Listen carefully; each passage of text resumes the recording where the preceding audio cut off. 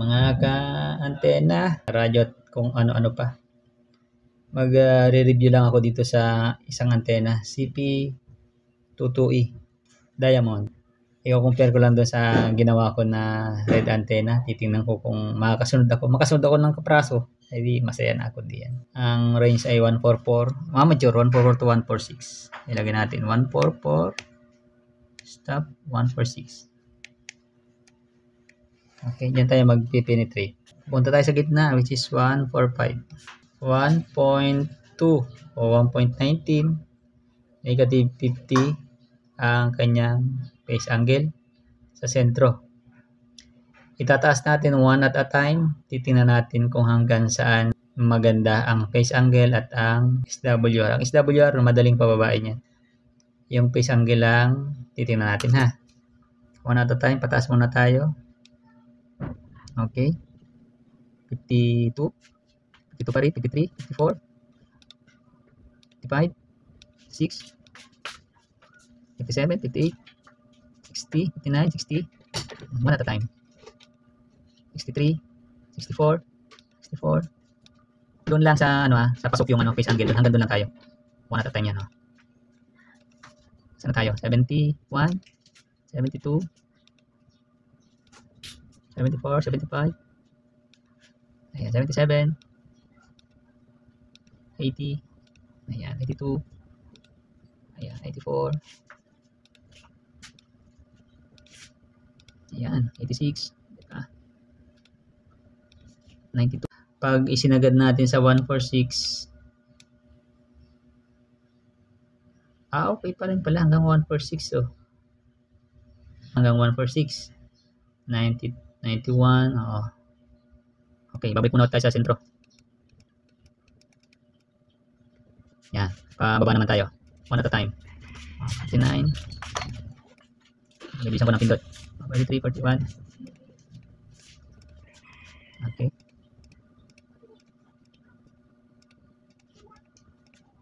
Kasi niyo bumababa yung kanyang phase angle, tumataas yung kanyang ohms. Yung kanyang SWR, medyo tumataas din. One at a time, nasa 9, 17, 16, 12. Yun. Nag-negative na. Okay. 0.25. Oh. Okay, ito ay nasa 144, 140. 144.140. Kung pagbabasihan ay SWR at ang kanyang phase angle, nakasentro ito sa 144.140. Pero alam naman natin na ang CP22E na diamond ay nakadesign sa amateur which is 144 to 146. Okay? May mga factors kasi yan kaya nagbabago. Kasi ito ay intended talaga ito sa sentro na 145 pero ang 145 natin is nasa 50 ang kanyang phase angle. So pagbabasihan ay phase angle, nakasentro ito sa 144, 140.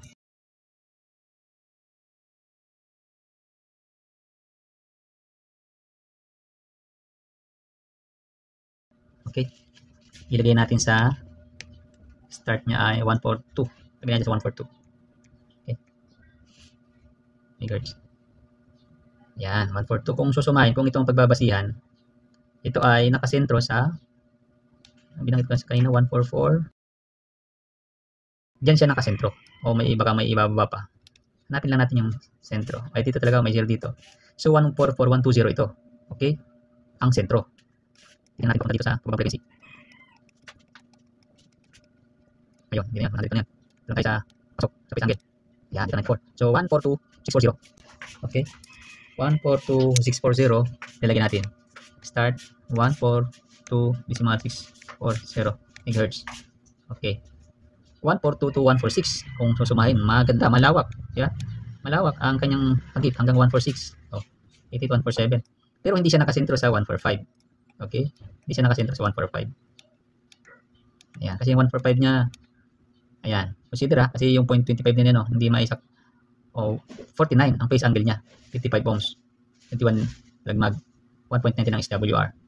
Pero kung hanapin natin yung pinakang sentro talaga niya, ay di sa 144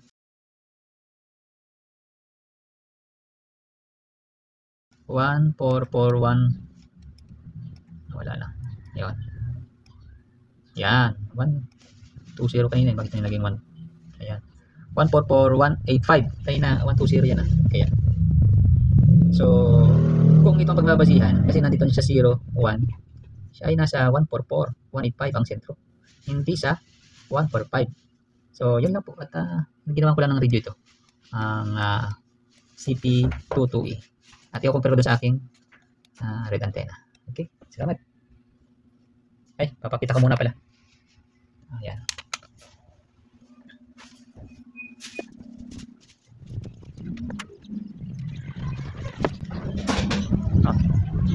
Diamond. CP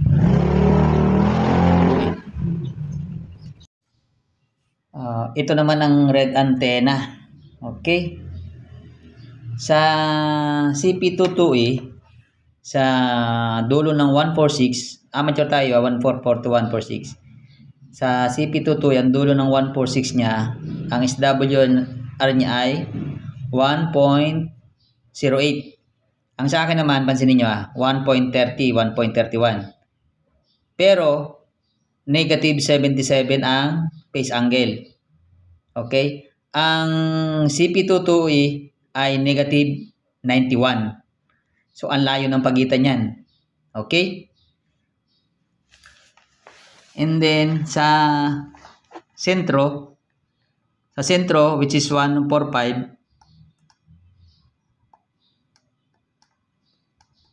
ang sentro ko dito, 145, ay 1.22 ang SWR.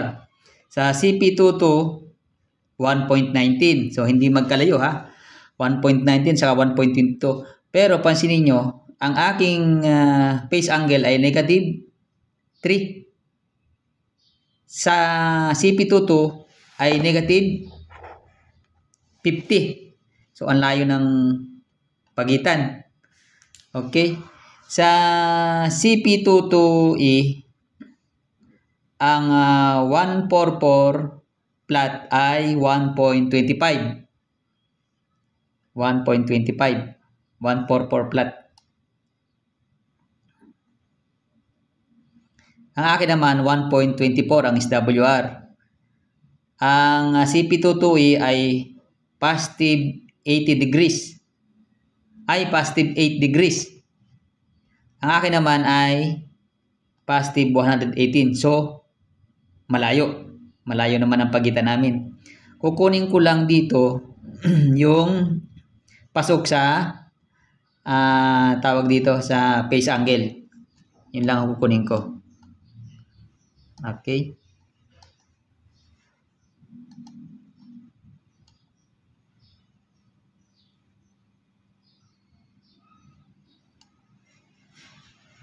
Ayan. 144,200. So, magkaiba kami ng penetrated frequency.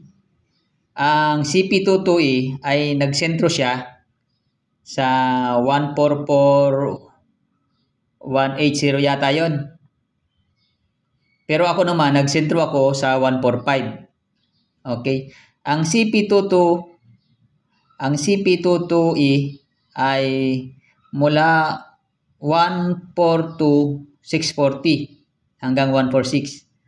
Ang red antenna naman ay nagsimula sa 144,200 hanggang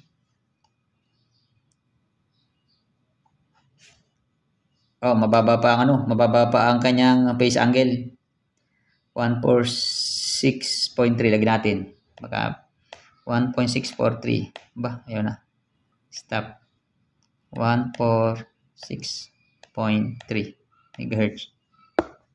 146.3. Ayan. So, sa akin naman, nagsimula ako sa ang red antenna ay 144,200 to 146,300. 144,200, sulat ko. 144,200 to 146,300. Okay. So, ako almost nag-penetrate sa amateur frequency. Ang CP22 ay nahagip niya ang pababa, which is 142 hanggang 146. Mahaba ng ng CP22.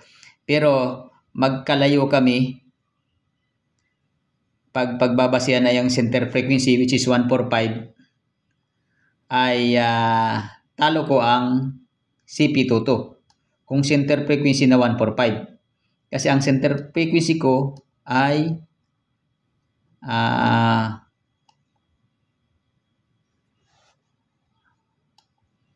hindi na may sa sagad. Ilalagay natin sa amateur ulit para makuha yung plot na 145.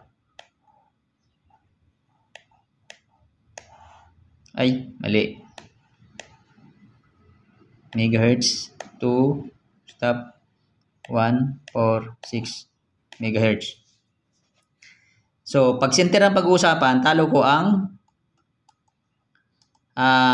CP22. Okay? Kasi ako, nagsisiro pa nga 1.22 sa center frequency. Samantalang, ang CP22 sa 145 center frequency ay negative 50. Negative 50. Okay? At ang dulo niya sa 146 ay 91. Okay? Ang CP22. Ang red antenna sa dulo ng 146 ay 0.75. So, magkalayo. Okay? Siguro dahil na ang center frequency ng CP22 ay hindi mismo natama sa 145. So, ayun lang ang pagkakaiba. One at a time, tingnan natin. Yung kanyang phase angle papunta sa sentro. At i-compare natin dun sa CP22.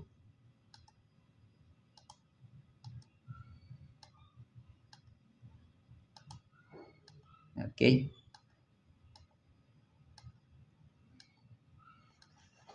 Ang range lang nito ay pagdating sa sa amateur lang 144-200 itong red antenna to 146 to 300. So nandun pa rin, tatlo pa rin, di ba? Kaya lang hindi ko nahagip yung plot na 144. Gagaya din sa sa CP22, iba yung center frequency niya. Hindi 145 ang center frequency ng CP22E na original. Ito, one at a time kong pinipindot hanggat kung saan makapunta yung good good and standard or phase angle na pasok pa sa kanyang maximum. Ayan. So, ayan, sa 144-200 talaga. Ayan, 144-200 to 146-300. Kung pagbabasihan yung frequency range, pasok pa naman kasi yung pagkukulang ko dito sa ibaba, dito ko naman nahagip sa taas, naipuno sa taas. Siguro sa matter of ko na lang yon, adjustment sa susunod. Pero tayo penetrated sa amateur 144 to 146. Pero ito na ang twist. Kung SWR ang pagbabasihan lang, SWR lang, tingnan natin sa 142 MHz. SWR lang huwag niyong titingnan yung iba.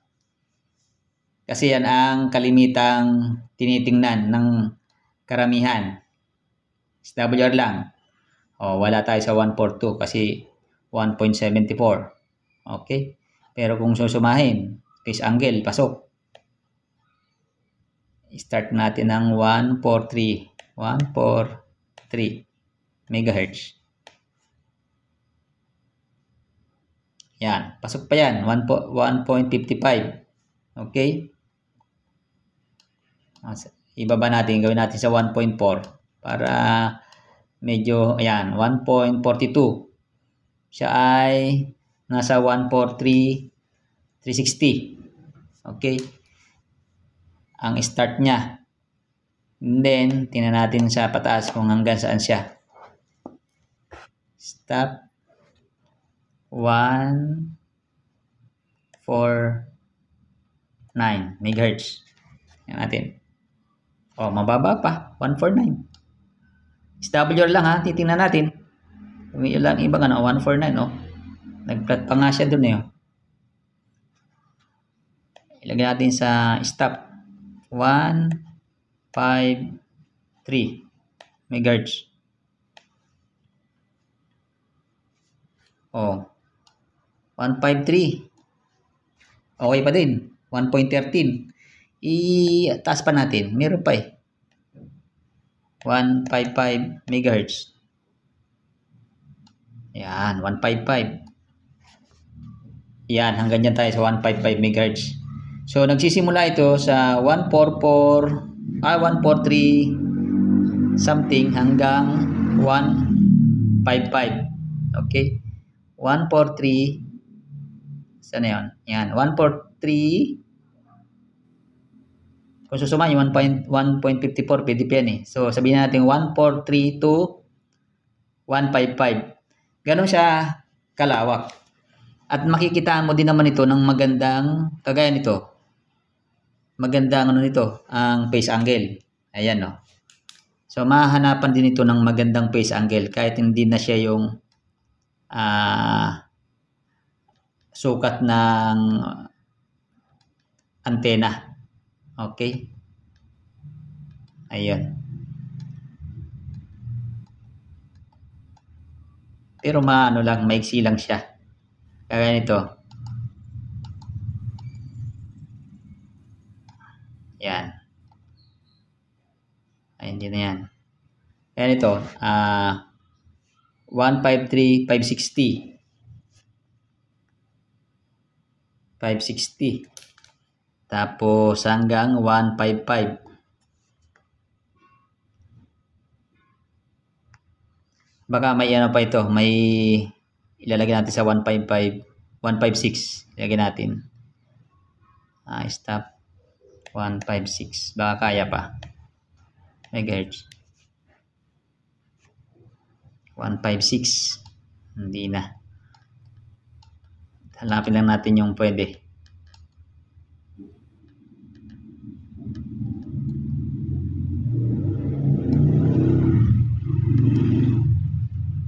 So hanggang 156 155 480 lang. 153 560 to 155 480. So maganda yung kanyang tawag dito phase angle. Okay? So sa pag ng antena para makita nyo yung maganda talagang transmission at receive, gamitan nyo ng nano VNA. Hindi porke wide range yan ay kapaki-pakinabang lahat.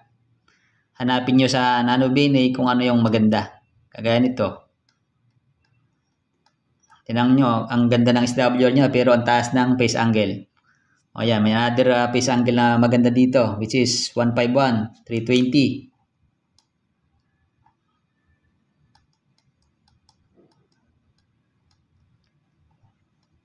Okay.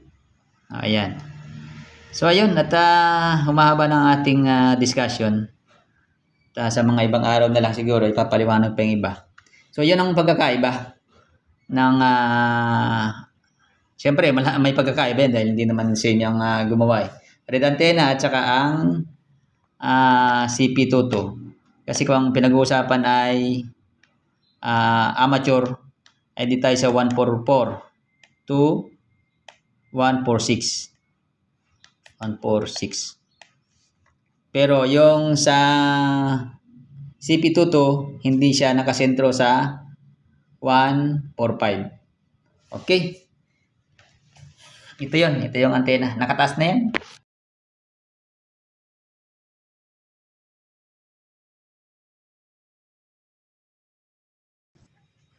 So, ito yung ano,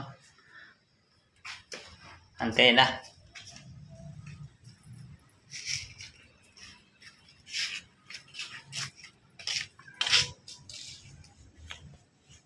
Yun. Version 5. Red antenna, version 5.